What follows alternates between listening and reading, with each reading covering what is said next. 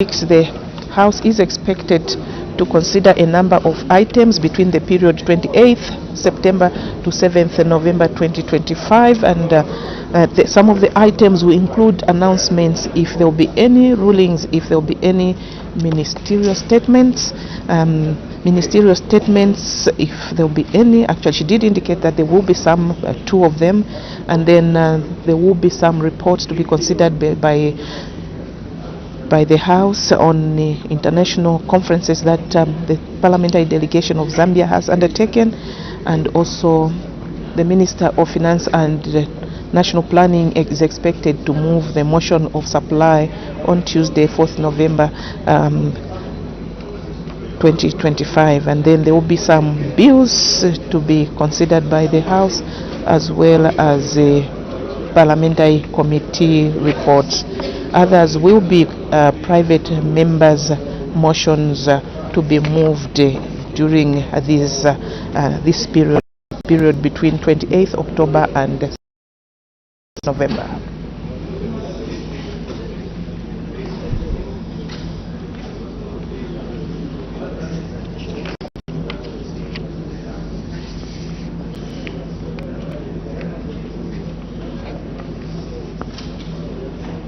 Order, honorable members. When business was suspended, the House was considering question number 35 on the order paper, asked by the honorable member for Muchinga, and the honorable Minister of Energy was about to respond to the question. May the honorable Minister continue.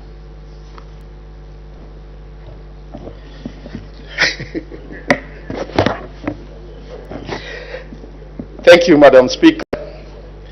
The Honorable Member of Parliament for Muchinga Parliamentary Constituency is asking the Ministry of Energy a question in 3 parts: whether the government has any plans to electrify the following facilities in Muchinga Parliamentary Constituency to the national grid. 1, Masase Primary School and Masase Rural Health Center. If so, when the plans will be implemented?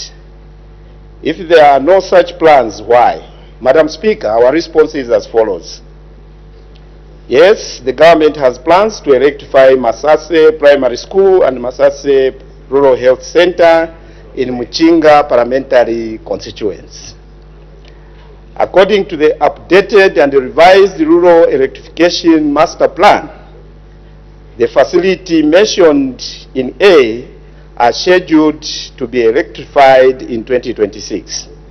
The Rural Electrification Authority is scheduled to commence feasibility studies in November 2025, which is next month, for implementation in 2026. The facilities mentioned in A above shall be electrified. I thank you, Madam Speaker. Thank you. Supplementary questions, the honorable member for Muchinga. Thank you so much, Madam Speaker. I'm smiling with the questions, the answers that the Minister has given. Honorable Minister, you have given us hope, but we don't want to end at hope. It's nice that you have stated November, which we are starting just 2 days from now. If we don't see your people on the ground, Madam Speaker, let me promise the Minister that I will be knocking on his door every day until those people come. So the people of Muchinga should have now everything in their doorstep. I to say, but just to say thank you, Honorable Minister, for having mentioned this, but you have tied yourself. I'm a person who doesn't forget. I'll go on you. Thank you so much, Madam Speaker. It amounts to government assurance. So, honorable member, you have every right to knock on the honorable minister's door.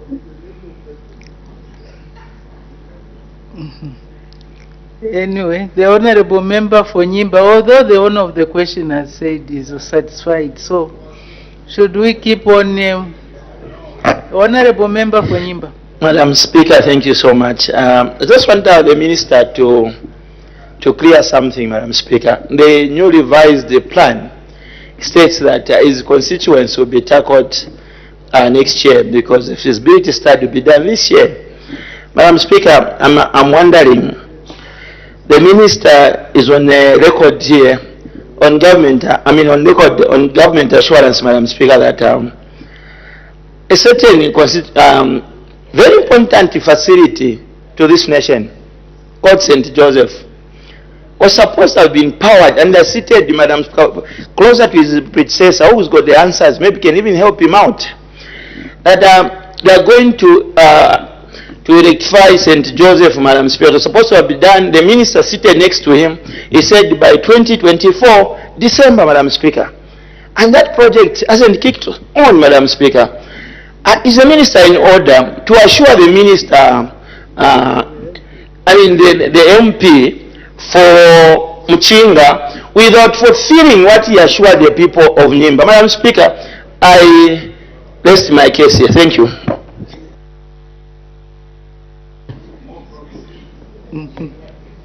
Yeah. Maybe the Honorable Minister can respond. The Honorable Minister of Energy. Thank you, Madam Speaker. Thank you, Honorable Member. First of all, Madam Speaker, I want to appreciate the Honorable Member from Chinga constituency. Indeed, I'm sure the Honorable Member, Madam Speaker, I'm working with him very well, not only on this issue, a number of projects we are really collaborating very well. He always visits visiting the office to exchange ideas. So, Madam Speaker, it's not just a mere promise where the Honorable Member for Nimba is saying that we have not fulfilled what we assured the people in Nimba, in particularly the St. Joseph Hospital. I'm sure even him, the Honorable Member, we are in discussion, we are making efforts to make sure that the hospital he has just mentioned is also connected. He's aware. Just last week, Madam Speaker, we were together in the office to try and make sure that the hospital is connected. So we are not just promising, but we are a committed government. I thank you. Thank you. The Honorable Member for Serenge also wants to come in. The Honorable Member for Serenge. Thank you, Madam Speaker. On behalf of the people of Muchinga, Honorable Minister, I don't know if you have actually tried to check in the archives. Just some 2 kilometers from Masase Health Center and the school itself, there is, I think, a project that was supposed to be done to rectify even those farming blocks which were supposed to come up, where probably, it's quite a good project funded, I think, by the World Bank. Have you checked on that so that at least we have those monies which are still pending, if they are still there? Thank you. Now we are expanding this question too much. So we are on Masase Primary School. Somebody is saying ZESCO manager. Is it ZESCO manager or former ZESCO manager? No, let's make progress. The Honorable Minister of Energy, do you have anything to say? Madam Speaker, indeed, I don't have much to say, but the Honorable Member, being a person from ZESCO, he once worked at ZESCO, he is also a very good Honorable Member of Parliament. We exchange a lot of ideas. He can find time to come to the office so that we find out, we make a follow-up over that project he has just mentioned that it was funded. Thank you. The last question will be Honorable Member from Kano.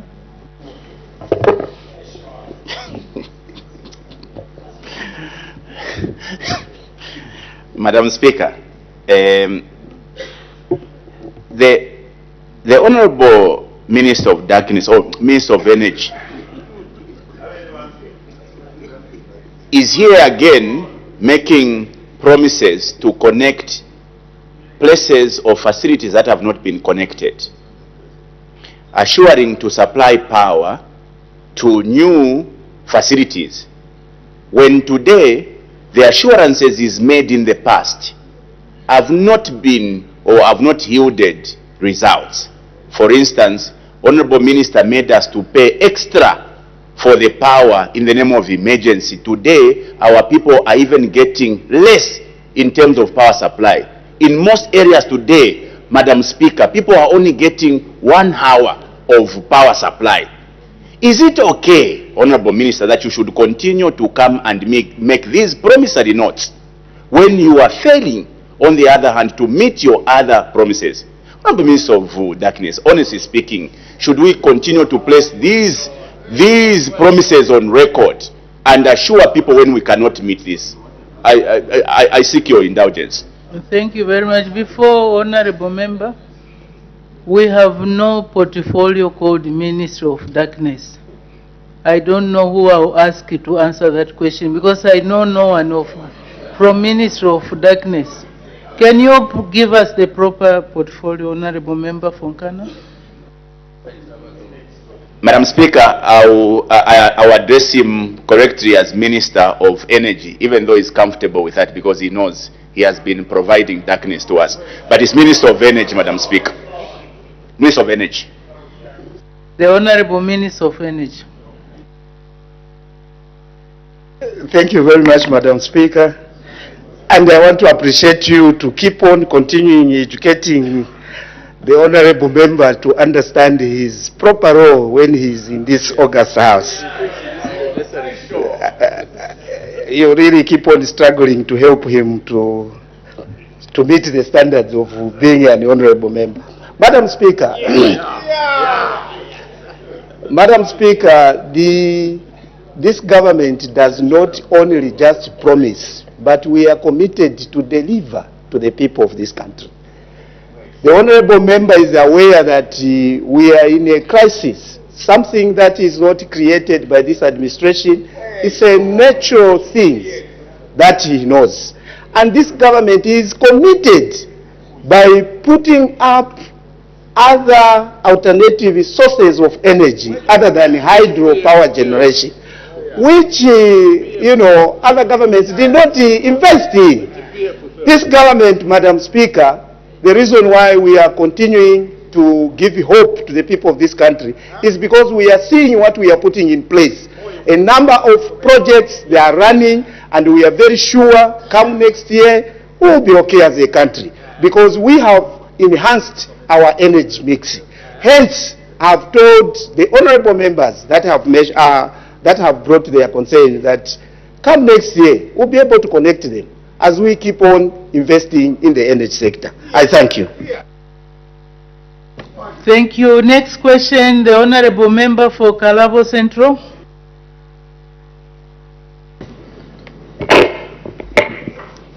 Thank you, Madam Speaker. Question number 36. The Honorable Minister of Mines and Minerals Development. Thank you very much, Madam Speaker. The Honorable Member for Kalabo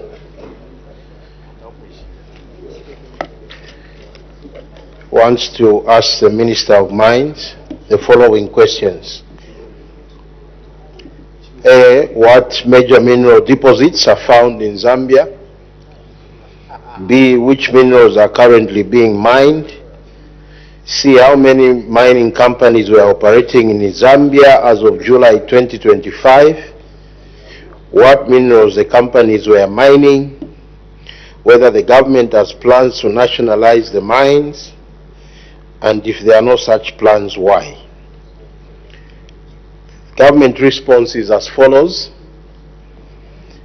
A, Madam Speaker, the major mineral deposits found in Zambia include, but not limited to, copper, gold, manganese, coal, nickel, emerald, and amethyst. B, Madam Speaker, of the minerals listed above, those currently being mined include copper, gold, manganese, coal, nickel, emerald, amethyst, among others. C, Madam Speaker, as of July 2025, a total of 767 mining companies were operating in Zambia. D, Madam Speaker, the companies mentioned in C are engaged in mining in a wide range of minerals. Those include, among others, copper, manganese, coal, nickel, emerald and amethyst, gold, iron ore, coal, limestone, and various industrial and energy minerals. Madam Speaker, government has no plans to nationalize the mines. And F, Madam Speaker, there are no such plans because government seeks to forge strategic partnerships with the private sector. I thank you, Madam Speaker. Thank you. Honorable Member Fonkana, what's the point of order? Madam Speaker, I'm very interested in specifics when it comes to questions because these responses are placed on record. And this question is extremely important because of the experience. When the question comes asking the minister to name the minerals we have, for me, Madam Speaker, I'm expecting that the exhaustive list must be presented to the August House. We have had a situation where people mine sugilite and it is found it is not among those that are gazetted. I thought that, Madam Speaker, this was an opportunity for the Ministry of Mines to be able to highlight all those minerals. Is the Minister of Mines in order, Madam Speaker, to just list a few and then ride under not limited to these? I thought the question was asking him to list all the minerals so that those who are listening from outside who wants to invest in this country will know that there are rare earth metals here, there is sugilite and many others. Madam Speaker, I seek your indulgence.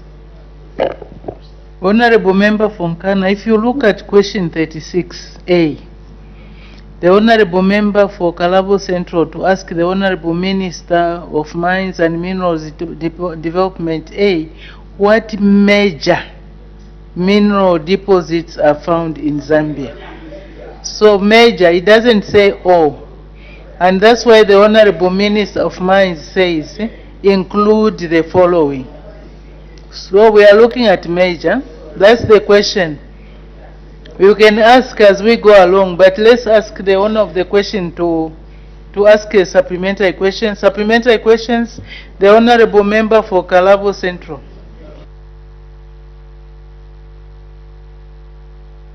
Thank you, Madam Speaker.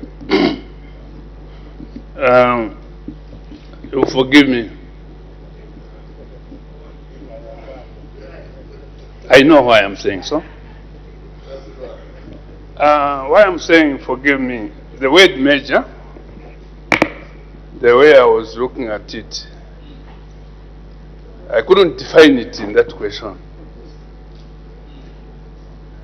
When you look at the periodic table, listing the metals, we have major.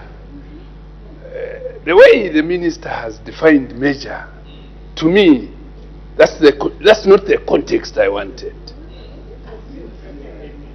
Madam Speaker, let me give an example. On the periodic table, where is the position of uranium? You wouldn't tell me that uranium is on the list. No. So I don't know. That's why I'm saying, forgive me, because maybe we're in two different worlds. So let me proceed according to the formalities. Madam Speaker, somewhere it is mentioned where people want to go and live in another form, that they will be walking on gold roads. So other than the earth, there's some spiritual belief that those spirits, when they will be there, they will be trotting, walking on gold.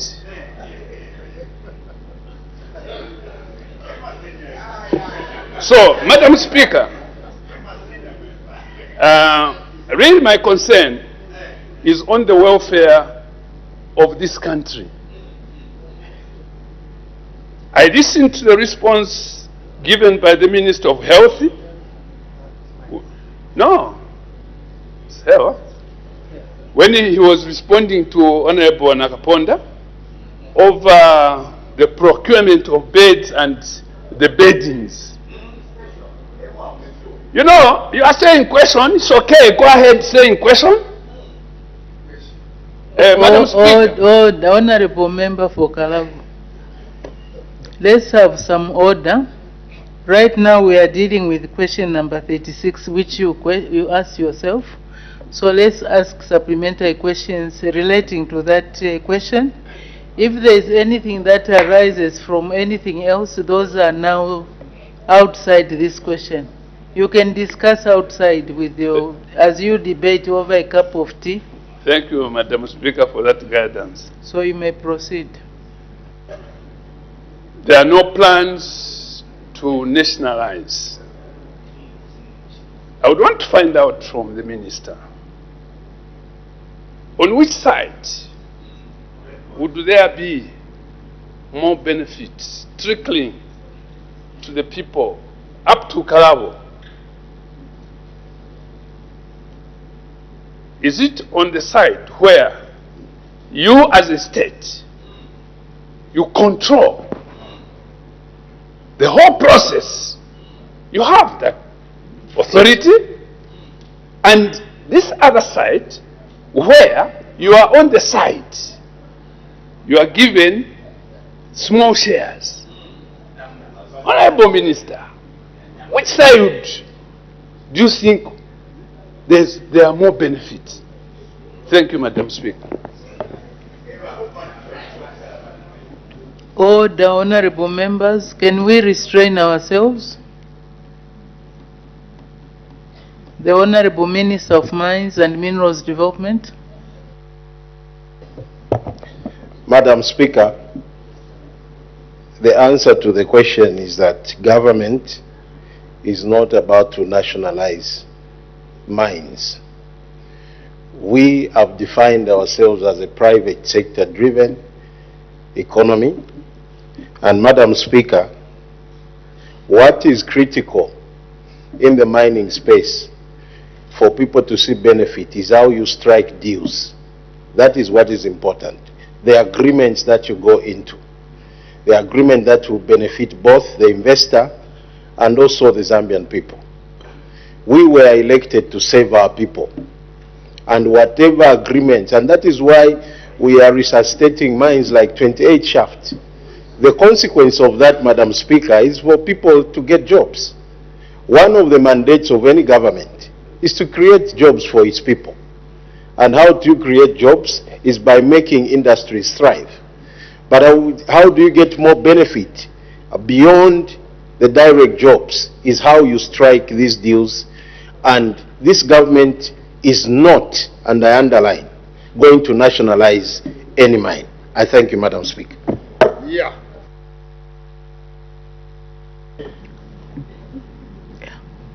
Sometimes it's difficult. I was wondering whether, because the honorable member for Kalabo is asking, Kalabo Central is asking, why are we not nationalizing? I thought that would give you an opportunity, Honorable Minister, to explain your policy on this issue, why you cannot nationalize, why you want to go in a particular manner. It's a good opportunity to explain your government policy. So maybe you can amplify on what the main reasons. Because nationalization, I believe, is not a new issue, is it? So maybe you can. Thank you, Madam Speaker. Maybe I'll give some brief history on the part of nationalization and how that this economy, because of nationalization, Madam Speaker, sank. During the time that the Zambian government at the time decided to nationalize all the mines and made what was known then as ZCCM, Zambia Consolidated Copper Mines, Madam Speaker, the economy slid into doldrums. Mining companies became a source of, income even for political parties, because ZCCM then was being used as a cash cow, and there was no reinvestment that was taking place. And that is why the successful government after UNIP, which was MMD, went into privatization and decided to partner with private money or private partners to be able now to run these mines in a way that will be responsive not only to governments but also to private money that used to come in these mines. At this particular time, Madam Speaker, what is crucial, and before probably I make that point, is that now we as a government have said, yes, we are not going to nationalize. Our policy as UPND government is to run a private sector driven economy. Why do we want private sector, Madam Speaker? One of the key things about working with the private sector is, number one, efficiency. Number two, private money coming in, because sometimes government may not have enough resources to inject into any mine. And that is why we want that private money to come. But what is critical for us as UPND is to strike deals that will benefit not only the private money that has come into a particular mine, but also to benefit the people of Zambia and the coffers of the nation. And as such, our policy still remains that we attract private money into the mining sector, but striking deals that, for example, will be a Mopani arrangement, 49-51%, meaning we are almost equal shares in that kind of arrangement. So we as a government, we want to move away from having a mine where the Zambian government has 5%, for example, or 10%. That is changing now under this government, and the example has been shown with the Mopani deal. We want to attract private money in so many of these companies. And Madam Speaker, probably to go into expansion of why we don't want to nationalize but use private money as part of deal making.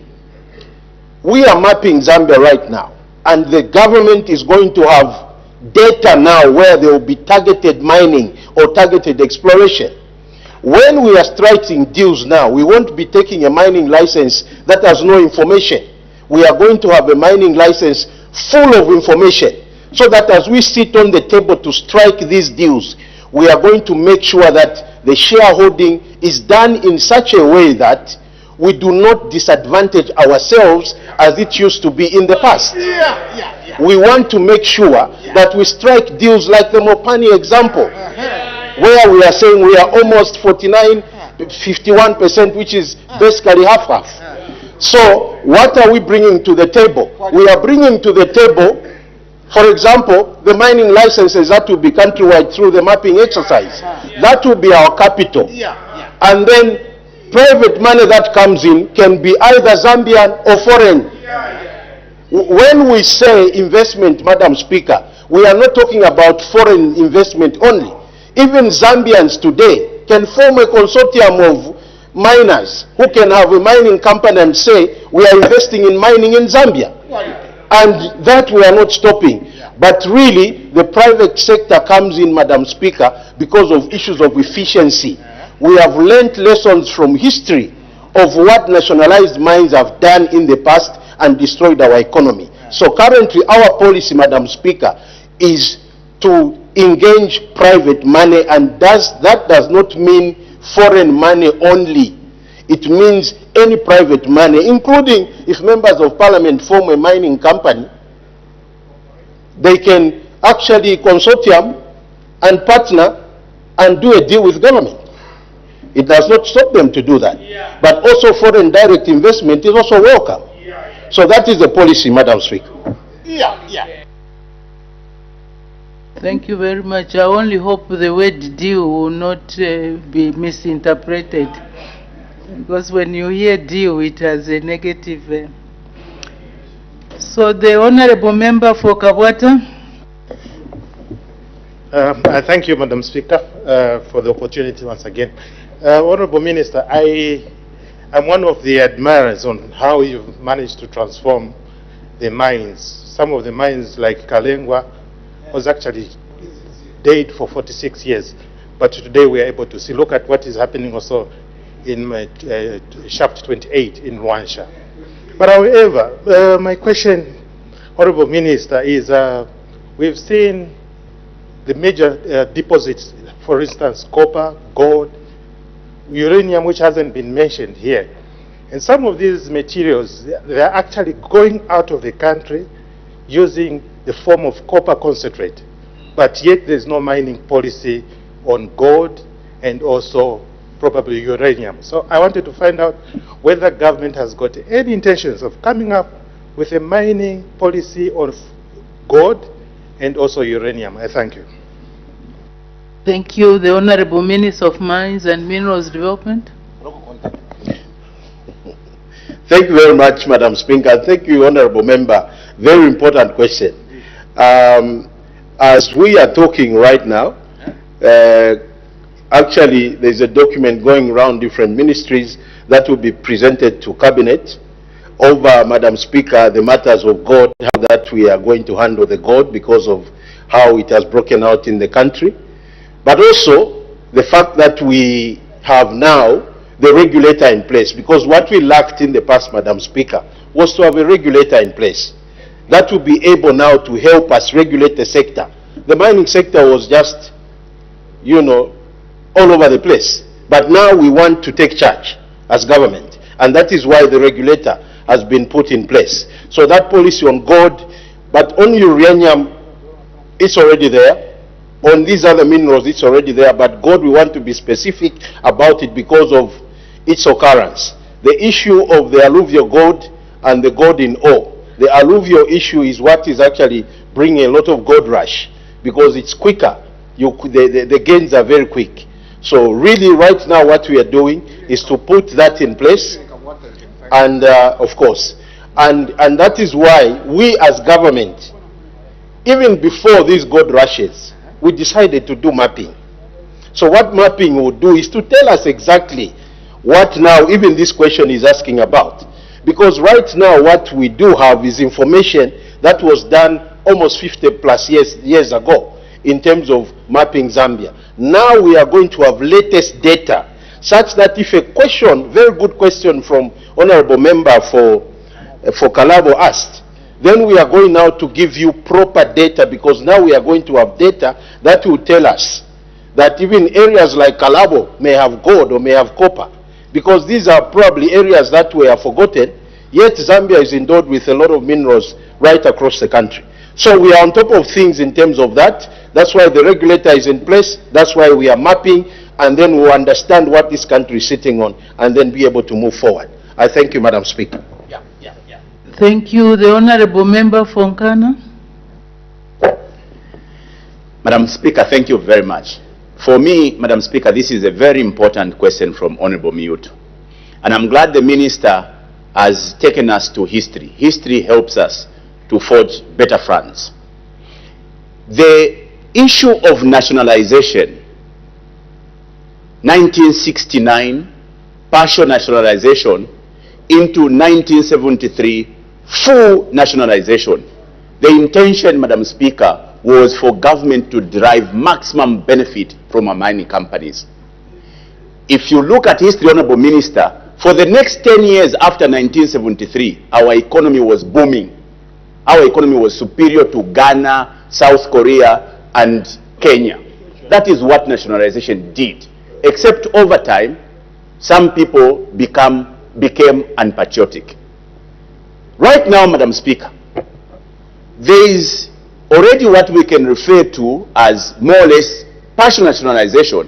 What is happening in Kasemba through the Zambia Gold Company. Honorable Minister. Honorable Member, do not debate your question. Just ask your question. You can start with preliminary points, but then when you go into a debate, it's difficult. Ask your question, supplementary question. Honorable Minister, my substantive question. The Zambia Gold Company in Kasemba is doing more or less what Honorable Miutu is suggesting. Is it not correct or okay for government to identify specific minerals that you could either full or partially go in as government mine? Okay, I think now I see. from. There is a honorable member order. Honorable member Fonkana, you have a motion that you will be coming on the floor of the House to discuss that issue. So please, as you ask your question, do not go into your motion. Just ask a question supplementary to what Honorable Miyut was asked. Do not go in your motion, which is pending to come before the floor of the House. I'm sure you know that you have a motion which you are going to move. It's coming on the, is it 30th of October? It's coming tomorrow, actually. So do not preempt your motion. You may ask your question. Madam Speaker, I've already asked. My question to the Minister is, shouldn't we at least be nationalizing some mines and evidence by what is happening in Kasempa?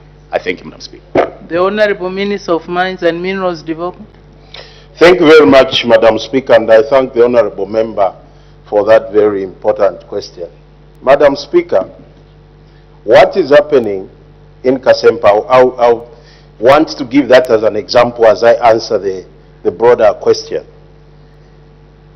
Is not actually, it's basically privatization. Now, it is a defined one, and I want to explain.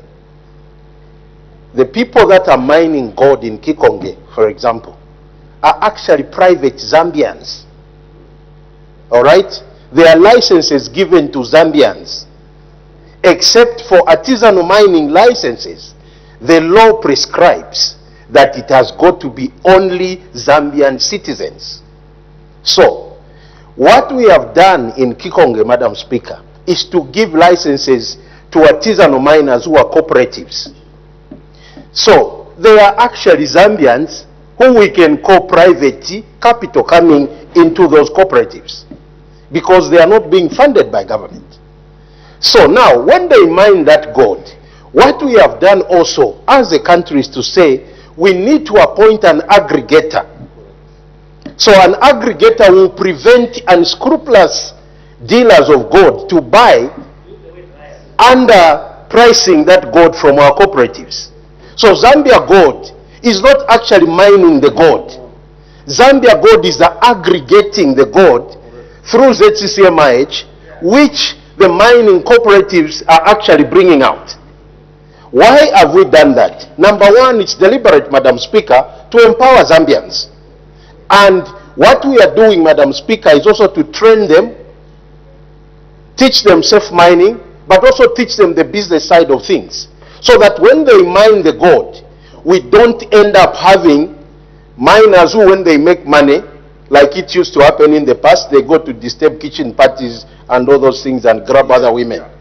So, Madam Speaker, we have taught them the business side so that when the gold finishes, because alluvial gold, at some point, Madam Speaker, will deplete, will remain with oil in gold that will need now proper mines being done. So really, what is happening in Kasempa is not nationalization. It's basically private Zambians who are doing mining, but the gold they are compelled by law to sell to Zambia Gold, who is the aggregator. That is what we are doing. And that is the model that we want to spread right across the country, including in areas like Kalabo, if there is alluvial gold there. What that does is to prevent a big conglomerate mining as a national company, and yet successful politicians may end up abusing it. So we want now Zambians to benefit direct. It's the first of its kind that we have done this model, Madam Speaker, and we are 100% sure that it's going to succeed. I submit. Thank you. The Honorable Member for Nyimba. Thank you, Madam Speaker. Madam Speaker, just allow me to say that the Kasempa or Kikonge set up a plan under Honorable Kawusu's ministry. I think that is the way to go when it comes to empower Zambians. Now, Minister, between you and I agree that you saw my video. Madam Speaker, we have the question, I think it's kind of the question he has asked. And we have a situation which happened in Kikonge, and it's happening in Nyimba. And Minister, I've been waiting. Why haven't you taken the same step you took in Kikonge? Take it into Nyimba. Because there were 4,000 people there. There are over 4,000 people this side. A 20 liter of water is costing 20 kwacha at that good lash which is there. So, Minister, that wasn't part of my question, Madam Speaker. Now let me ask my question to the Minister. Minister, can you give us a clarity? Why? Just give me a clarity. What you meant by saying the government to move in a private, in a private setup in terms of mining. If you grant them a mining license, they have the investment, and they're pushing 100% investment in that license.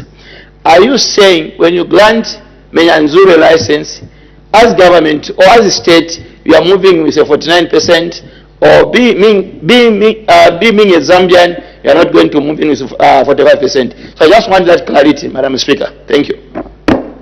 The Honorable Minister of Mines and Minerals Development.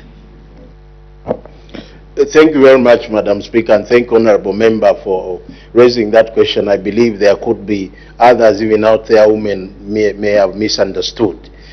Even now, any Zambian is free to apply not only for an artisanal license. There are Zambians that have applied for small-scale mining licenses. There are Zambians that have applied for large-scale mining licenses. And you are free to apply as a Zambian, all right? But us as government, what we've done, because of the mapping, because that mapping, Madam Speaker, that is data for government. It's very classified data, which we must not mishandle. We must use it to our advantage as government to negotiate proper deals that will attract proper capital, but also bringing mining. So you as Honorable Member Menyanzulu, if you have a mining license, you may not have the capital because mining is capital intensive. Just from exploration spend alone is money that I may not even spend the whole of my life. So probably you need now private money to come in, or even speak with government to say, I have this license, I want to consortium with you, and that is something that can happen. And that is why this government has brought in what we are calling a deal room, where you are able to be connected to people that may have the resources, and you have the license, and you do a joint venture. So really, any Zambian is free to apply for a license, starting from artisanals right through to large-scale mining. I thank you, Madam Speaker. Thank you. The Honorable Member for Chipili. Thank you, Madam Speaker. Honorable Minister, I think the concern for Honorable Kalabo of nationalization, you have given the history, okay? Now, MMD, PF, UPND, you are doing the same thing, okay? Because looking at the policy, now it is now about 34 years, if I'm not mistaken, with the same policy. If we see that certain policies are not doing fine, people of Zambia are not benefiting, why can't we look at the policy that we are trying to push, so that we can see, for example, when the first government nationalized the mines, people of Zambia benefited, and the economy was booming. It was not because of that, but because of the freedom fighters that we had housed in Zambia. And that's the reason why the economy seemed to be struggling. It's not because of nationalization. So why can't we look at the policy after 35 years of using the same policy, so that the Zambian people can have a share as a country? When they are coming, any investor who is coming to say, no, you have to have at least 49% as a state. Where is the problem and what is the problem? Is it so difficult? Thank you, Madam Speaker. The Honorable Minister of Mines and Minerals Development. Madam Speaker, I thank the Honorable Member and thank you for Yeah, that's a question. Madam Speaker, I'm trying to avoid to go very political as I answer this question, but I'll try to, because the problems that we've had in the mining sector, particularly, most of them have been brought about by poor leadership. Yeah. It's basic like that. For example, how do you liquidate a mine where you are a minority shareholders can't liquidate? That's the route we use with KCM when the law of Zambia provided at that time that you can just default that mine, suspend the license, bring those investors to the table, and there would have been proper procedures without us being subjected to what we are subjected to as a nation. Meanwhile, a mine was being milked by politicians. So we needed to do the correct thing. If you look at the Kwacha today, you can ask the Ministry of Finance and other economic commentators. They'll tell you that one of the reasons why our Kwacha is strengthening is because production in the mining sector has gone up, and we are receiving more by the exports that we are sending out in the mining space. And that is why we are seeing our currency is picking up. All right? So the challenge is not really that this policy is not working. It's because we have been able to not do the correct things. I'll tell you another example, Madam Speaker, because this question has been asked. When you look at the deal that was signed between Glencore, when Glencore was leaving Mopani, I'll just straight away say, Madam Speaker, I don't know the right word because you may call it unparliamentary, but those who signed, Madam Speaker, they are criminals. They didn't love this country. How do you sign a deal where Glencore is leaving, yet they are not leaving? They are saying we have left you a mine, and then they leave you a debt equivalent to the value of that mine of 1.5 billion. By the time we were coming, it was $1.8 million, $1.8 billion.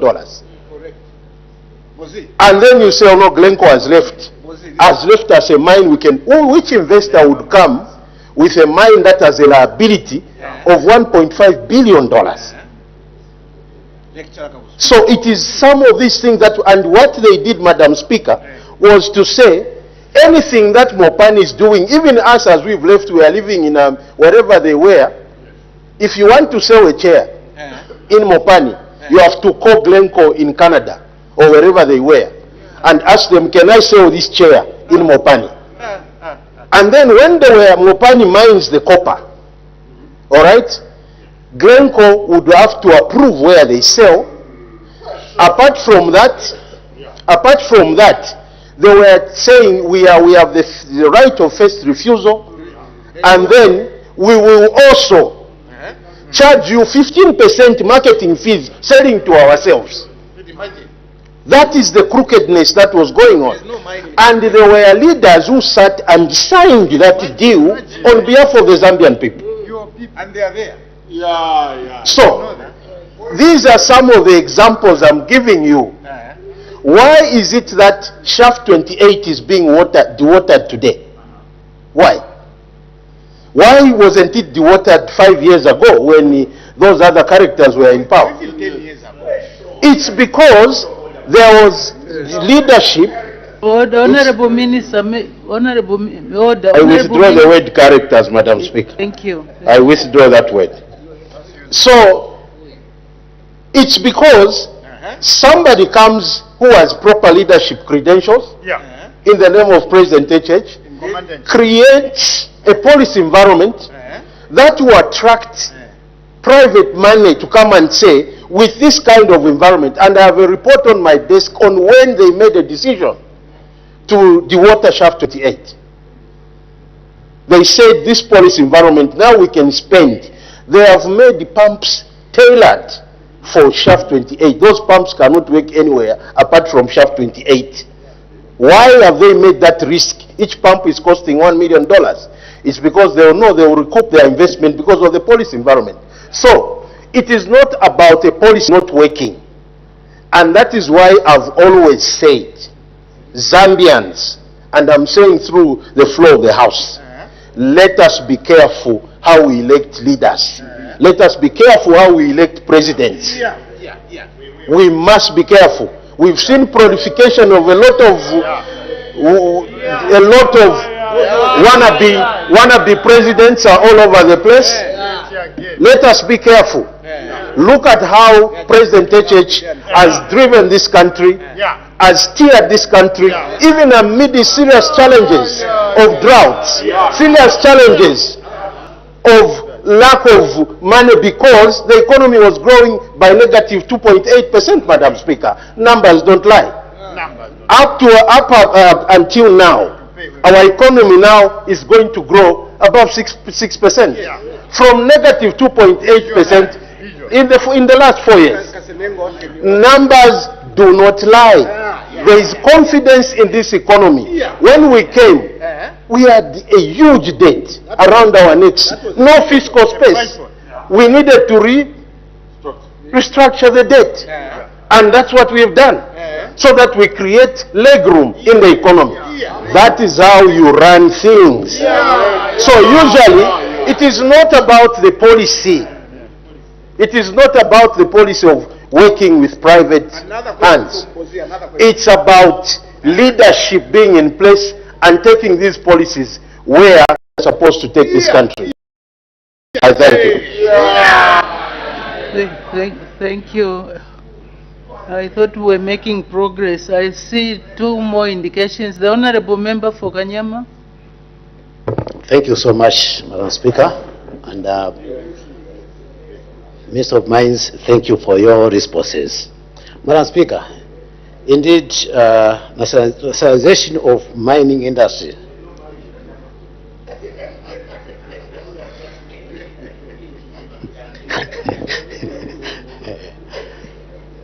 Madam Speaker, I was saying industrializing the mining industry in Zambia will definitely provide the equitable benefit to the people of the country. The country's minerals resources. Now that the minister is saying there are no plans to nationalize these mines.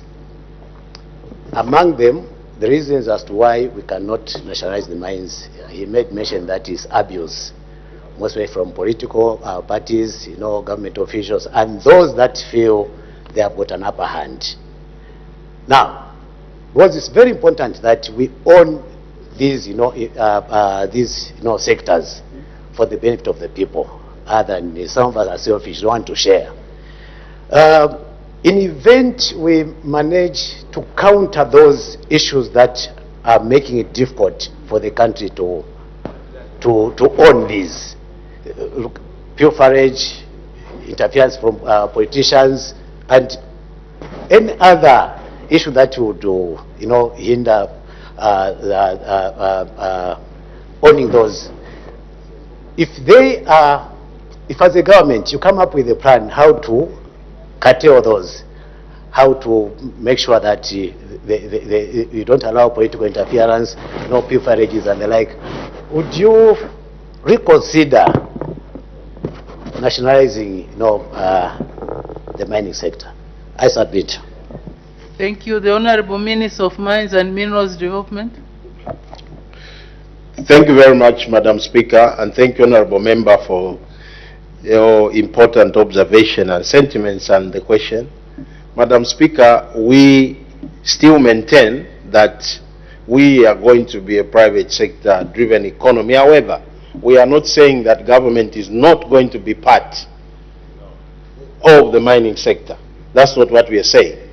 And that is why I've given the example of the Mopani deal where 49.51% shareholding. That is huge participation.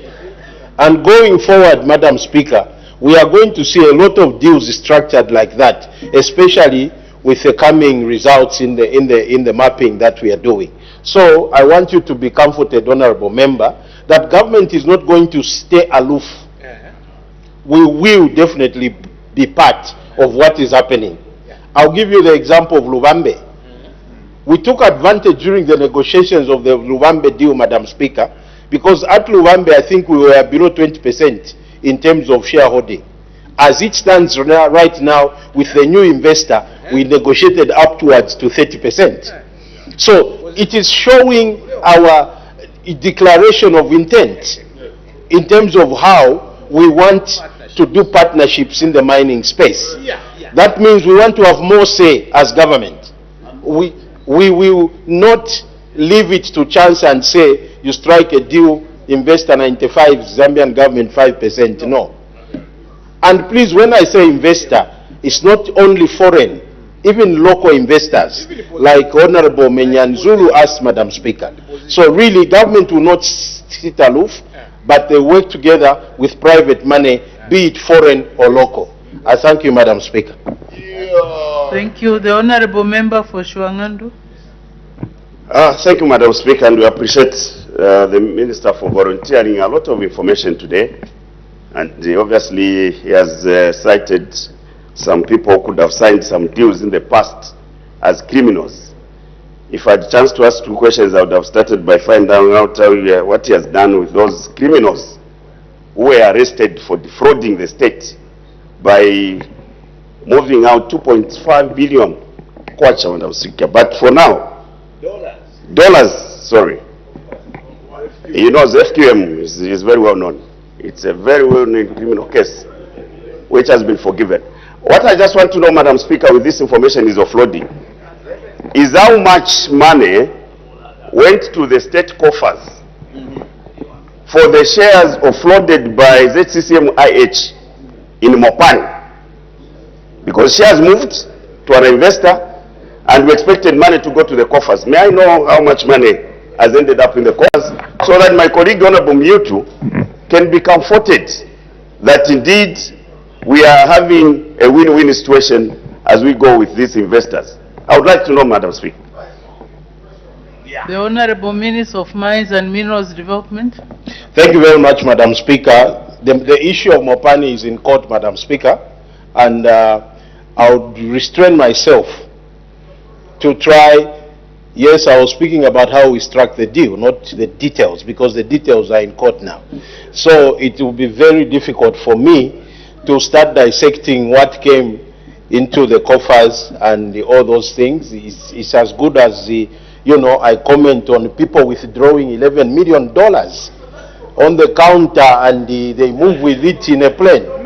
Because that will be tantamount for me to speak about court things that somebody went to a counter and withdrew $11 million and somebody is in court, is in jail over that. So I don't want, Madam Speaker, to start talking about court things. I thank you, Madam Speaker. We need to make progress. We have 2 more questions on the order paper, which I want to finish before we close. What's the point of order, Honorable Member for... Madam Speaker. Madam Speaker, the point of order I'm raising is pursuant to Standing Order 71.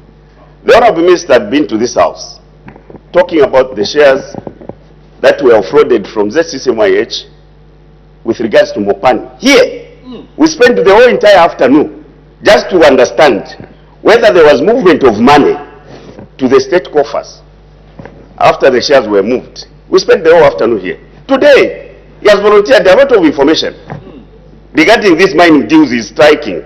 And I spoke about the $2.5 billion, which was a criminal case. People were arrested and have just been forgiven.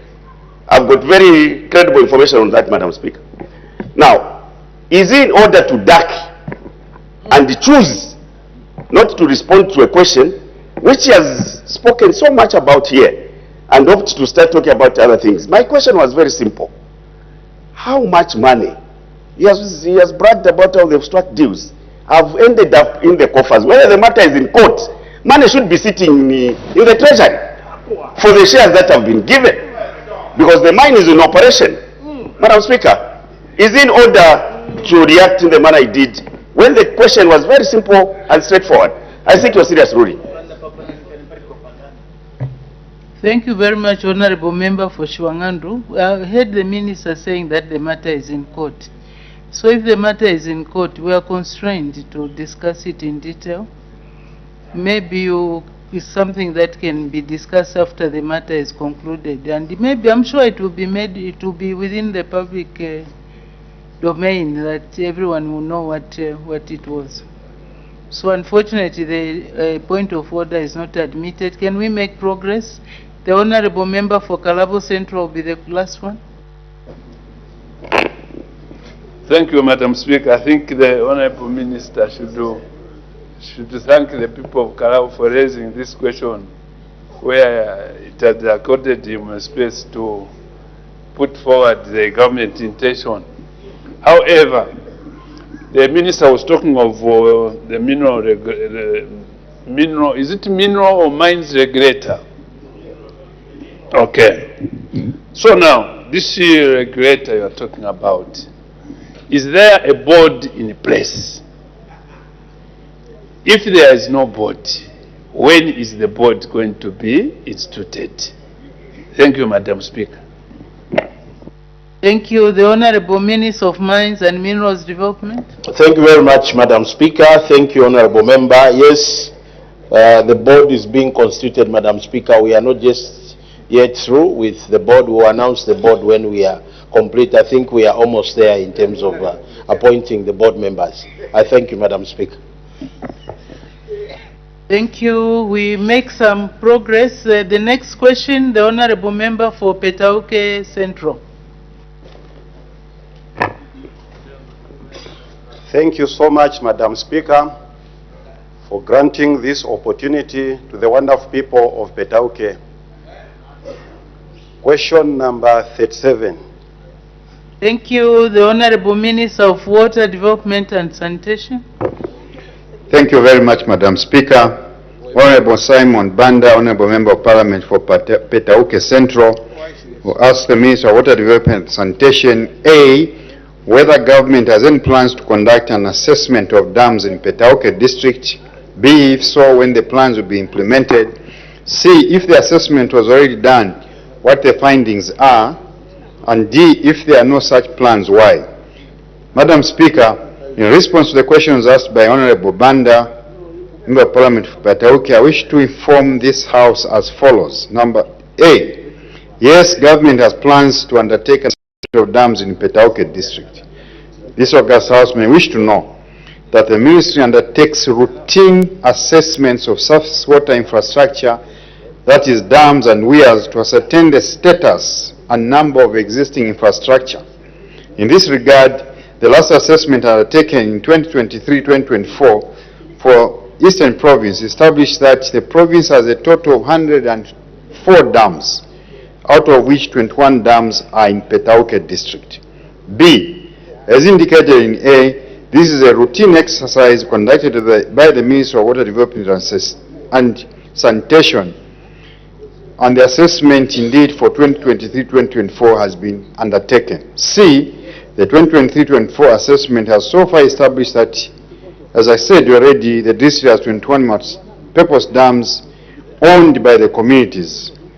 The assessment has shown that 7 of the 21 dams are breached and are non-functional. These are Cheso, Chivunga, Nyeke, Petauke, Boma, Kanyanda, Nyanduvane, Malima, Kambuve dams. D, as earlier alluded to, plans are there and these are being implemented. Madam Speaker, I thank you. Thank you very much. Supplementary questions? I see none. Okay, so we make progress. Honorable Member for Petauke Central, you are satisfied? Yes, I'm satisfied. Thank you. Thank you very much for that. Next question, the Honorable Member for Muchinga. Thank you so much, Madam Speaker. Question number 38. The Honorable Acting Minister of Infrastructure, Housing and Urban Development. Thank you, Madam Speaker. Honorable Emmanuel Banda, ask the Minister of Infrastructure, Housing and Urban Development, A, whether government is aware of the damage caused to road infrastructure by overladen trucks countrywide, and B, if so, what measures are being taken to ensure that road users adhere to allowable tonnage. Madam Speaker, government is indeed aware of the damage caused to road infrastructure by overladen trucks countrywide. And B, government is undertaking a vehicle load management program to control vehicle loads and axle loads on road infrastructure in the country. This axle load control activity is being undertaken to ensure that road users adhere to allowable tonnage and axle loading, thereby preserving the road infrastructure and protecting other structures such as bridges and culverts from damage, while also enhancing road safety. Madam Speaker, I thank you. Thank you. Supplementary questions? I see none. No, I'm just saying on a lighter note. The Honorable Member for Muchinga. Thank you so much, Madam Speaker. I think this question was not a general question, Honorable Minister. It was specifically for the tipper trucks that are seen moving around Lusaka Central Business City. That's the main aim of this question. Madam Speaker, I think what the Minister is saying and what is happening is different. Because if you go out of here, just by the time you join the road, you will meet a tipper truck that is overloaded. And those tipper trucks, empty weight, tear weight, they weigh up to 20 tons. And they load up to 45 net, meaning our roads are being subjected now to 65 tons. Apart from just damaging the road, they are also posing a very serious danger to other road users. Because when they lose brakes, nothing stops them. My question, Madam Speaker, is, Honorable Minister, can you tell this House if our roads are built to sustain the load of up to 65 tons? Madam Speaker, I submit. Thank you very much. The Honorable Acting Minister of Infrastructure, Housing and Urban Development. Madam Speaker, Honorable Banda asked a very, very important question, and as a very senior engineer myself, I agree completely with his concerns. Speaker, let me also allow me just a bit of time to state measures being undertaken by the Ministry of Infrastructure. Key measures and actions and ongoing efforts to ensure that, Honorable Banda, and through you, the Zambians are assured that government is not only aware of this issue, but that they are doing something about it. We have the National Way Bridge infrastructure construction. I think you are aware that in addition to the existing 10 way bridges in the country, government is also constructing additional way bridges at Nakonde and Chingola Way. In accordance, Madam Speaker, with the Road Traffic Act number 11 of 2002 and the Road Traffic, that's Heavy Vehicle Regulations SI 76 of 2016, provisions are in place to regulate vehicles that exceed the prescribed maximum permissible axle load limits. Vehicles found in contravention of these regulations are duly impounded, and the responsive motorists are charged penalty fees as stipulated under the applicable provisions of the law. In instances where the motorists fail to remit the prescribed penalties within the stipulated time frame, such vehicles are forfeited to the state in accordance with the enforcement outlined under the road traffic, that's axle load control regulations. This will give me an opportunity, and I agree with you, particularly the tipper trucks, tipper owners, and these distributing construction material, particularly sand and stones and quarry around the country, that the full extent of the law, full wrath of the law will be applied to them. We will not only issue the necessary fines, but to impound these trucks and forfeit them to the state. Madam Speaker, this is a very, very important issue because the designs of these roads obviously come because of the limits you put on the force you exert on a road, axle load. So there are limits. Anybody who exceeds these limits will be punished. Exceeding these limits, Madam Speaker, compromises the structural integrity of the roads, the safety of the road users. This is very, very serious. Madam Speaker, number 2, on mobile way bridges. The country has been divided, Madam Speaker, in 2 regions where government has deployed mobile way bridges in areas where there are no fixed way bridges. There's a southern region deployment. The mobile way bridges have been procured and deployed to the southern part of the country to cover Lusaka, western, southern, and eastern regions. In the northern region, Madam Speaker, mobile way bridges have been deployed to the northern part, covering northern, Copper Belt, northwestern, and Muchinga. Madam Speaker, number 3, public and tracker sensitization, that's public awareness. Government continues to sensitize trackers and the general public on the dangers and consequences of overloading through public awareness and campaigns, educating the public about the importance of axle load control and the consequences of non-compliance. 4, installation of way-in-motion systems. Additionally, Madam Speaker, government plans to install way-in-motion systems at strategic way bridge locations across the country. Unlike traditional static way bridges, these systems allow for real-time weighing of vehicles while in motion, significantly reducing congestion and delays at checkpoints. This initiative is aimed at improving the efficiency and accuracy of axle loading monitoring, enhancing compliance with road safety regulations, and preserving the lifespan of national road infrastructure. Indeed, Madam Speaker, by integrating this technology with existing way bridge operations, government seeks to strengthen enforcement mechanisms, reduce human intervention and error, and promote a more transparent and data-driven approach to transport regulations.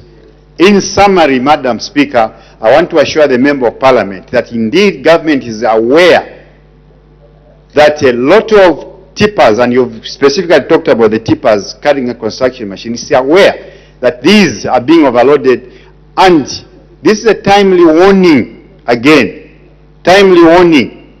Tipper owners, tipper drivers, you will be fined, and that you will end up losing that track. Madam Speaker, I thank you.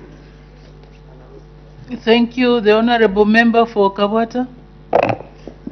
Thank you very much, Madam Speaker.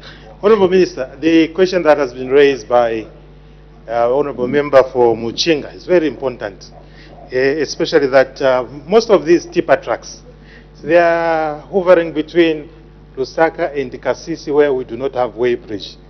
They will also go to Katua, where we do not have a way bridge. And most of these tippers are Chinese-owned trucks, 40 tons. I wanted to find out whether your ministry can liaise hand in hand with the Ministry of Transport and Communication and Finance, so that you stop the importation of these 40-ton trucks. Because in other countries, they have stopped actually allowing these 40-ton trucks to be on the road. Thank you. Thank you. The Honourable Acting Minister of Infrastructure, Housing and Urban Development. Thank you, Madam Speaker. Indeed, in some of these areas we do not have way bridges, and that's the essence of the mobile way bridges. So these mobile way bridges will be deployed along these areas where we do not have permanent way bridges. Indeed, we are working very, very closely with the Ministry of Transport and other ministries in our one government approach. So the whole government system is involved, and we can assure you that the government will do something about this. Madam Speaker, we are spending a lot of money on maintenance of these roads as a result of damage by these overloaded tippers. Madam Speaker, I thank you. Thank you. The Honourable Member for Nyimba. Please, let's be precise to the point. Thank you, Madam Speaker. The statement coming from the Minister, I think that is how it is in a normal setup. in terms of the law and everything. Transport lights regulation, RD regulation, that's how it is. Now, Minister, I can challenge you in the next 1 hour. Drive to Chongwewe Bridge. You find 40, 50 trucks packed before only a kilometer to Chongwewe Bridge. And they'll pass at that Chongwewe Bridge at 01. I can challenge you now, drive there, you find them. You are going to find the trucks packed there. And unfortunately, those trucks are coming from Eastern Province. Now, there are people, Madam Speaker, you like not to are guilty because I've been arguing. One of them is here, is arguing as is a culprit, Madam Speaker, of overloading. So, there is a law. I can't just quote it. I know Dr. Ndaleki using his understanding of the law. You give me the act on RDA, Madam Speaker. That any government member order, we don't debate ourselves. Now you are even accusing the honorable member. Do you have any evidence to show that he is guilty of any act? Yes, Madam Speaker, I can present him on the floor, on the floor, because he was just telling me now, Madam Speaker. Okay. Please ask your question. Minister, there is already a law somewhere in our statutes that the government institution or any institution receiving or loading a truck should not exceed a certain maximum of tonnage. And it is law. And companies like FRI, Madam Speaker, unfortunately, are the one of the most, I don't know if I can call corrupt, sorry to use that word, but are the one who are not maintaining or this order. They are the people who are receiving maize on a truck loaded with 50 ton, and our roads cannot sustain the 50 ton. Now, Minister, what are you doing with those companies who are loading trucks of cement? One of the culprits is FRA. What are you doing about them so that if a government institution, Madam Speaker, is penalized, then anyone is going to descend from overloading? What are you doing about FRA receiving overloaded trucks? Madam Speaker, thank you. Thank you. The Honorable Acting Minister of Infrastructure, Housing and Urban Development. Next will be Honorable Member for Shangombo. Please get ready. You are joining us virtually. Thank you, Madam Speaker. As to the challenge that I drive there and find they are packed, I welcome the challenge. I'll find them packed there, but that will not help me. Those same trucks will still have to pass through the weighbridge. The applicable axle loads will still have to be checked. If they are found wanting, they will be punished. And as I clearly stated, the full extent of the law will be applied. Secondly, it's an issue, you allege corruption and you have information. I can only invite you to our offices to work with us to root out this sketch. So let's work together to ensure that we protect our road infrastructure. Enforcement, yes, this is what I've stated. And what are we doing about this? I think I outlined several measures. Nationwide weighbridge infrastructure construction. Remember where other members of parliament have stated that there are no permanent weighbridges. This is where mobile weighbridges come in. We are purchasing more weighbridges. I talked about installation of weigh-in-motion systems, public sensitization of the public. So basically calling everyone together for us to work together to stop these overloaded tippers from moving around on our roads. Madam Speaker, I thank you. Thank you. The Honorable Member for Muchinga. Thank you so much, Madam Speaker. I think the Honorable Acting Minister for Infrastructure, you talk of putting up these mobile weight bridges. You talked of Muchinga province, Northern province, and other provinces outside Lusaka. Let's focus of here in Lusaka. That's where this thing is happening. Most of the times, okay, for me, I'm not really talking about these FRA trucks because I don't see them. But I raised this question, looking at what is happening within Lusaka. You know, you own a Volvo, which is 12,000 empty weight. It carries 18 tons, up to 32 GVM. It is going to be impounded. That is true. But then you meet a Chinese truck, a Chinese-made truck, a Sino, which weighs 20 tons and loaded with 45 tons within Lusaka. It's not being impounded. So you need those, you know, mobile way bridges here in Lusaka, not where you are mentioning. I think these big trucks, in most cases, they are abiding by the law. If they overload there at Kapiri, just by maybe 700 kgs, less than a ton, they park and they pay up to maybe 5, 6, 7,000. But here in Lusaka, where we can all see, nothing happens. So, Honorable Minister, concentrate here in Lusaka. This thing is denying us roads. Me, where I come from, I've been singing for a road, which is not coming because government says when money is available. But if a road is damaged here in Lusaka today, priority to be given. And yet when these trucks are damaging the roads, we leave them, we look at them.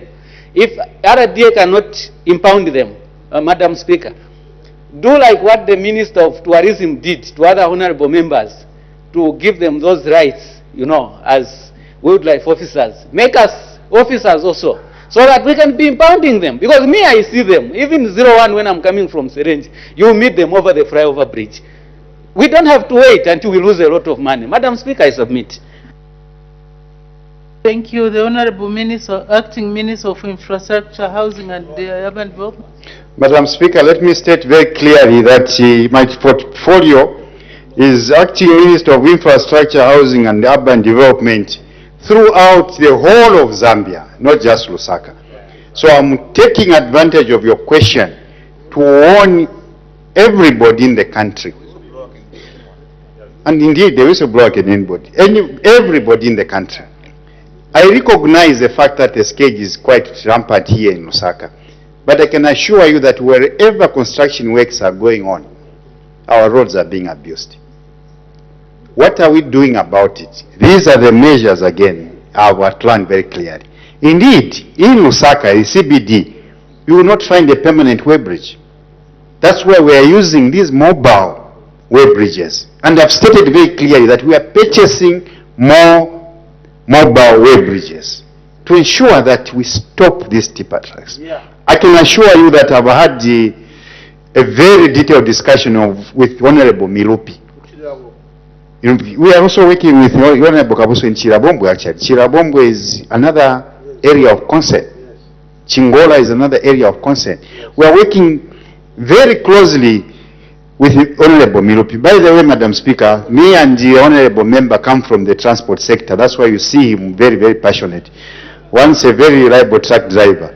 I was also once a transporter. So we share these concerns. And these concerns are really serious concerns to us because they are damaging our road infrastructure. But just to assure you, Honorable Member, that we will take measures throughout the country. And as per your advice, obviously we'll do more here in Lusaka. Madam Speaker, I thank you. Thank you very much. The Honorable Member for Shangombo.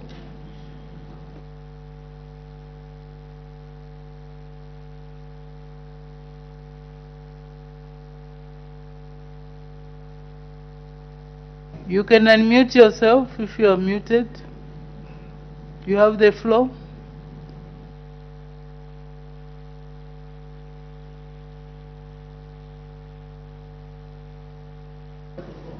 While we are waiting for him to get ready, the last question will be from the Honorable Member for Kanyamba. Kanyama.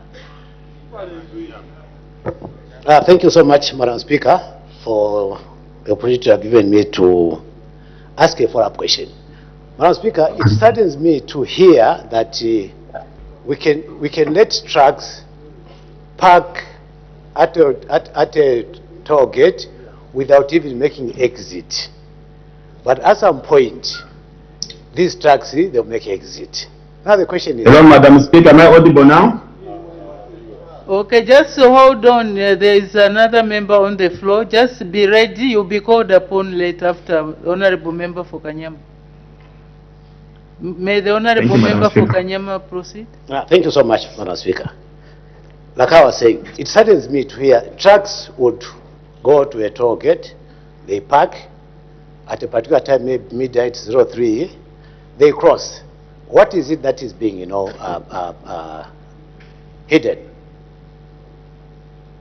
For me, looking at what is happening, there must be some deal, or there are some deals that are actually taking place. That is my analysis. Don't ask me questions. Yes. You see, these toll gates are for a purpose. Well bridge is for a purpose, where if a vehicle with a particular tonnage it pays a particular fee. Now, if our staff members that are running these toll gates, they want to entertain such. So I think for me, it's very, very unfortunate. These trucks, they are designed to carry a particular weight or load, but now someone will decide to add more weight, knowing that he's got some people that are going to help that person proceed. Very, very unfortunate. Now, countering that, as government, are we not considering coming up with some technology that will replace, human interface to ensure that once we check, we will know that this truck passed at such a time and the load was such and what should have been paid is such? Well, I think we are failing. And this is what has probably caused us as Zambians not to nationalize these mines, because one, there was some interference of some kind. So now, seeing that we are going through the same trajectory, why can't we come with more stringent measures that will ensure that whatever passes through there is captured and the actual fee is paid for? Madam Speaker, I submit. The Honorable Acting Minister of Infrastructure, Housing and Urban Development. Maybe this, Madam Speaker, gives me an opportunity to define a few things for our complete understanding. Number one, obviously, is the axle load itself. What is it? The axle load is the total weight placed on a vehicle's axle, which includes weight, which includes weight, the cargo, and the passengers. So this is a load, which is a critical factor, obviously, in the design of roads. So you need to monitor it. So the truck has to move from where it is to either a permanent way bridge, or you make it pass through a mobile one. So as to the trucks which park before the way bridges, there's very little we can do because we do not control the timings of the truck. So until it passes through the way bridge, the permanent one or the mobile one, can we determine whether it's carrying a load within the allowable limits or not. So once that happens, that's when you are able also to met out the necessary charges. And if they violate more, that's when you are able to met out stiffer penalties. I can assure this August House that government will apply the full extent of the law. As to areas which do not have permanent way bridges, I've stated clearly again that mobile way bridges will be procured.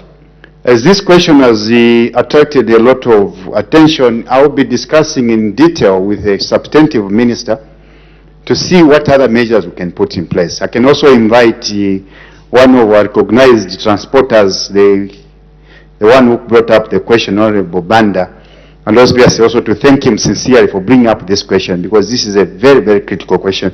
I was also advised by Honorable Doreen Mwamba, that we must visit Leopards Hill Road and Kasisi Road, and some things are happening there. Madam, we will visit that area and all the areas of concern. Let's work together to stop these violations. Madam Speaker, I thank you. Thank you very much. The last question will be from the Honorable Member for Shangombo, who is joining us virtually.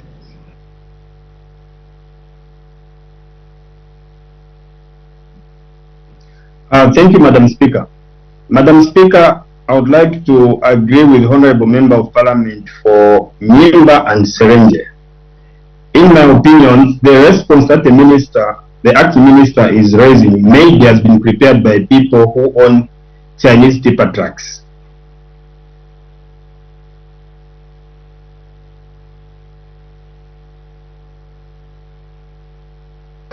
And that's how he disappeared. Honorable member, are you still there? You disappeared. Proceed, please.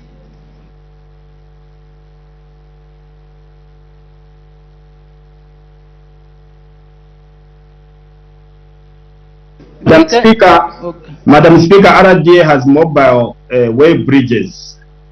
If only the acting Minister of Transport and Logistics can order RDA, I'm sure they are there in the House, just today, even on radio and TV, just to try today as a pilot to put way bridges on all our 4 roads which are entering Lusaka. This is when he can see for himself, I know he's a former transporter, what really is happening. Really, our roads, the Great East, Ring Road, and all the roads coming from where they are doing quarry, the roads in Lusaka are warping because of these Chinese tipper trucks, which are overloaded every now and then. Usually, they load up to 50 tons. Why is the minister not, in conjunction with RDA, bring all the mobile way bridges in Lusaka so that all the roads leading to or coming from the quarries can, even for a week, just put them so that he can try and keep this overloading by Chinese tipper trucks. I thank you, Madam Speaker. Thank you very much. The Honorable Acting Minister of Infrastructure, Housing and Urban Development.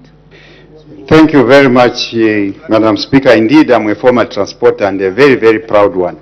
And the Member of Parliament who's asked this question is also a former transporter. But maybe my advice to him is that you cannot allege that people who own Chinese tipper trucks have prepared a question for me, a very senior engineer who actually is involved in the design of this road. If this is not ignorance, then I don't know what it is. So, Honorable member of Parliament, what I'm saying is what is going to happen, because this is the way it should be. We do not have permanent way bridges around the CBD. We need to use mobile way bridges. That's what we need to use. And we said very, very clearly that we are procuring more way bridges, more mobile way bridges. Further, it's not only in the CBD. In the outskirts, we are also going to build more way bridges. This is because for you to catch those violating these laws, you have to pass over a way bridge. It's not commands, Honorable Member of Shangombo. You just have to do the right thing. So let's work together to ensure that we stop this scourge. Chinese tippers or any other tippers owned by any nationality, as long as they violate the laws of the land, we'll find them, we'll impound those trucks. So I invite you, Honorable Member of Shangombo, other than casting aspersions on your colleague, to come so that we work together. This is a very senior member of the Engineering Institution of Zambia. So you need to respect knowledge. Madam Speaker, I thank you. I'm sure the last part was meant for the cousin from Shangombo. Her Honor the Vice President, adjournment.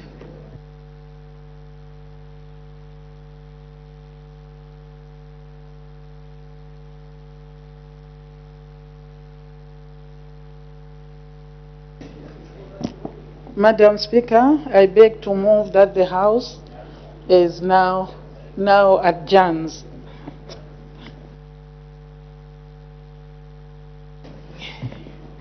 The question is that the House now adjourns. Any debate? Any objection? The question is agreed to. The House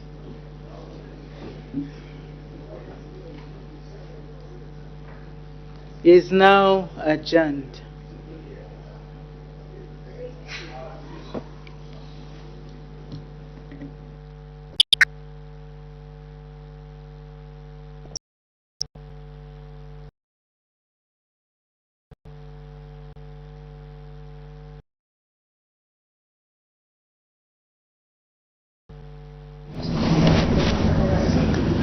Good evening, and thank you very much for still watching Parliament Television. Business of the day has just been concluded and the House has since adjourned. Before we end our live transmission, we have a look at what has been discussed on the floor of the House today.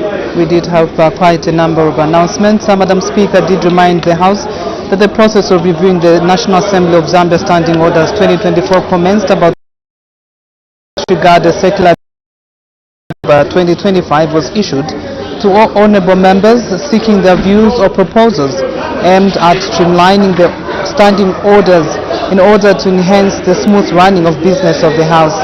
Honourable members are therefore reminded that the deadline for submission of proposals is this Friday, 31st October, and are encouraged to submit the proposals within the remaining time. And in another announcement, the Honourable Madam Speaker informed the House that the Institute for Parliamentary Studies and Training is carrying out consultations on curriculum design and development for members of Parliament. And she said that as part of the consultation process, the Institute has developed questionnaires for purposes of identifying capacity needs for honourable members. And in this regard, to all she also reminded, rather she requested honourable members to submit the field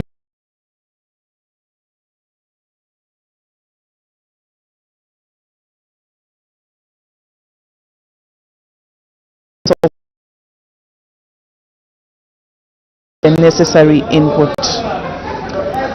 And in other announcements, Madam Speaker did recognize the presence in the Speaker's Gallery members of staff from the Parliament of Uganda. On behalf of the National Assembly of Zambia, Madam Speaker warmly welcomed the guests. And she also did welcome visitors to the National Assembly, and these were pupils and teachers from City of Hope Secondary School in Chilanga District, Magoye Secondary School pupils in Mazabuka District, and also pupils from Mukando Boarding School in Chitambo District. She welcomed the visitors to the institution. Her Honor, the Vice President did present a business statement for the period 28th October to 7th November 2025, Pauline. Yes, she did mention in the announcement to indicate that there will be announcements, if there will be any rulings, if any, and also some ministerial statements will be rendered on the floor of the House, and also some reports on international conferences will be rendered, rather be considered by the House, and one of them will be the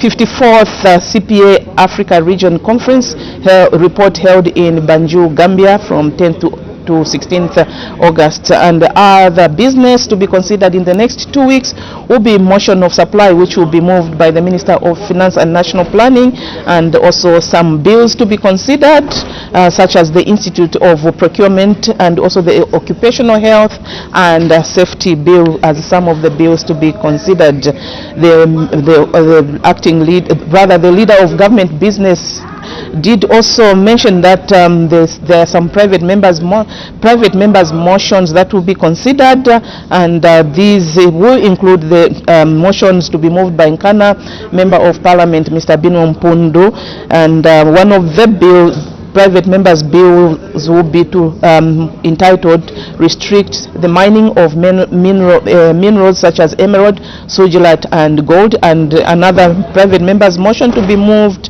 will be entitled create a mining day. So that is some of the business that is expected to be considered in the next 2 weeks, starting today 28th until 7th November 2025. After that, Madam Speaker did permit the Minister of Green Economy and Environment, Honourable Mposha, to render a ministerial statement on the status of the comprehensive assessment of the Sino metals pollution incident in Kalulushi District. And so the Minister did say that in his last update on the 10th of July 2025, he did inform the House that ZEMA had issued a public call for expression of interest to engage competent and qualified experts to carry out a thorough and comprehensive assessment of the incident. The assessment is also aimed at determining the extent of the pollution and recommending remediation and restoration measures. He went on to say that following this call, a total number of 14 firms submitted their expression of interest, and a multidisciplinary evaluation committee was subsequently constituted to evaluate the submissions in accordance with the Public Procurement Act. He further said after the transparent and competitive process, Applied Science and Technology Associates was awarded the contract at the contract sum of 29 million kwacha and to undertake the comprehensive assessment and make recommendations to ZEMA. So the minister did say that the consultant mobilized on site on the 22nd of September 2025, marking the commencement of the 2.5-month assessment period. The scope of this assessment covers three major components, namely the biophysical assessment covering the land, water, resources. The other one is the socio-economic assessment covering the impact on communities and their livelihoods. And the minister went on to say that since the mobilization, the consultant has undertaken several critical activities which include sampling and analysis of tailing materials to determine its physical and chemical properties, and also sampling of surface water, sediment, sampling of the affected surface water and others. Also he said that he held consultative meetings with the civil society organizations that were active in the environmental and governance issues, and also a radioactive assessment around TD15 by the Radiation Protection Authority. And so on the 17th of October 2025, the Ministry of Green Economy and Environment through ZEMA directed Sino Metals Leach Zambia Limited to undertake the following immediate actions and provide a progress report by the 14th of November 2025. Some of these actions include conduct a catcher drain downstream of TD15 to collect runoff rainwater from TD15 and other contaminated sites to prevent secondary pollution of the water bodies. The other measure is to stabilize TD15 before the onset of the rainy season and set up real-time monitoring. And the minister further did indicate to the House that although these directives were issued on 17th October 2025, implementation has already commenced on the ground, and the current status of the works is as follows: A, construction of catch drains and silt traps; B, stabilization of tailings, dam 15, TD15; C, dislodging of Chambeshi stream; and D, limiting of liming of affected fields. And so the minister did strongly urge all community members to refrain from entering, cultivating or carrying out any activities in these restricted zones until ZEMA has completed the necessary verification and formally confirms that the land is safe for agriculture use. That's a brief of the minister's statement that was rendered by the Minister of Green Economy and Environment. Yes, after the ministerial statement, the House went on to consider questions for oral answer under Standing Order number 80, and in total today there were 9 questions that were considered on the floor of the House. However, these were on the order paper for today, but only 8 were considered. 1 lapsed as the Member of Parliament was not on the floor, or rather was not in the House at the time the question came for consideration. So we look at just some of the questions that were considered by the House. Claudette. Absolutely. Question 30 did come from Katombola, Member of Parliament, Dr. Andaleki. He did ask the minister, the Vice President rather, how many former ministers who had overstayed in office after the dissolution of Parliament in 2016 and were ordered by the Constitutional Court to refund the money they earned and had paid back the money as of July 2025. And so in response, Her Honor the Vice President did say that there were 59 ministers. And in the other part of the question, the Katombola lawmaker wanted to find out how many former ministers had not paid back the money as of the date stated. And in response, the Vice President did say there were 4 former ministers that didn't pay back the money. In the other part of the question, that's part C, the Katombola MP wanted to find out how much money in total was owed by the former ministers at B, and the amount is 230,064 kwacha and 36. The other part of the question was what measures the government is taking to recover the unpaid amount, and the Vice President did say that the matter has been referred to the office of the Attorney General. And we had the question number 34 coming from Katombola, Member of Parliament, and he posed this question to the Acting Minister of Defence. He wanted to find out whether government has any plans to reintroduce the National Service Program for secondary school leavers countrywide, and Part B, if so, when the plans will be implemented, and Part C, when the program will be whether the program will be compulsory, and Part D, what estimated cost of the program is. And in response to this question, the Acting Minister of Defence did inform the House that the government has plans to reintroduce, may have plans to reintroduce the compulsory national service program for secondary school leavers countrywide. However, this was depending on the fiscal space that is currently unavailable. Question 35 did come from Muchinga MP, Mr. Banda. He did ask the Minister of Energy whether the government has any plans to electrify the following facilities in Muchinga parliamentary constituency, that's Masase Primary School and Masase Rural Health Center. And in response, the Minister did say that government does have plans to electrify these, the school and the health center. In Part B, Mr. Banda wanted to find out when the plans will be implemented, and the Minister did say that the plans will be implemented in 2026, stating that the Rural Electrification Authority will commence feasibility studies in November this year in readiness for implementation of the project next year. And we have question 36 that came from Kalabo Central Member of Parliament, Mr. Chinga Miutu, and he directed his question to the Minister of Mines and Minerals Development and wanted to know what major mineral deposits are found in Zambia. Part B, which minerals are above are being currently mined, and Part C, how many mining companies were operating in Zambia as of July 2025, and Part D, what mineral companies they were which were mining, and Part E, whether the government has any plans to nationalize all the mines in Zambia, and Part F, if there are no such plans, why? And in response to this question, the Minister of Mines and Minerals Development did inform the House that there were quite a number of mineral deposits that are found in Zambia, and some of them included copper, gold, emerald, amethyst, nickel, and manganese, and this is the list, not exhaustive. And which minerals above are currently being mined? He said most of these minerals include again emerald, copper, amethyst, nickel, manganese, coal, as some of them. And on Part C, how many mining companies are operating in Zambia as of July 2025, the Minister did indicate to the House that a total number of 767 mining companies were operating in Zambia as of July 2025.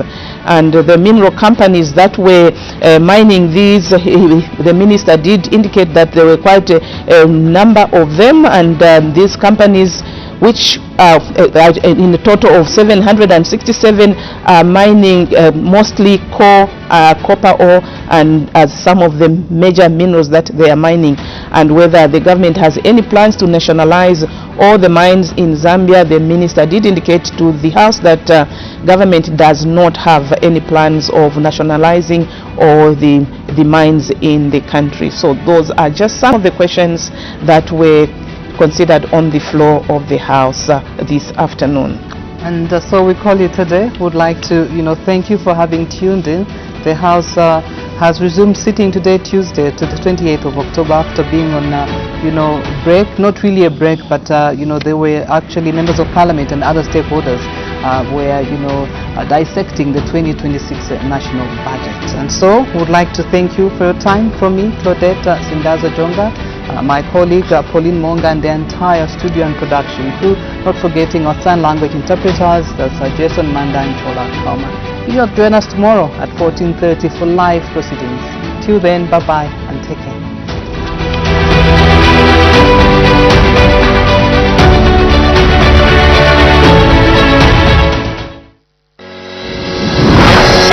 My eParliament mobile application. My eParliament is a mobile application developed by the National Assembly of Zambia in order to bring Parliament closer to you. You can download and install My eParliament from App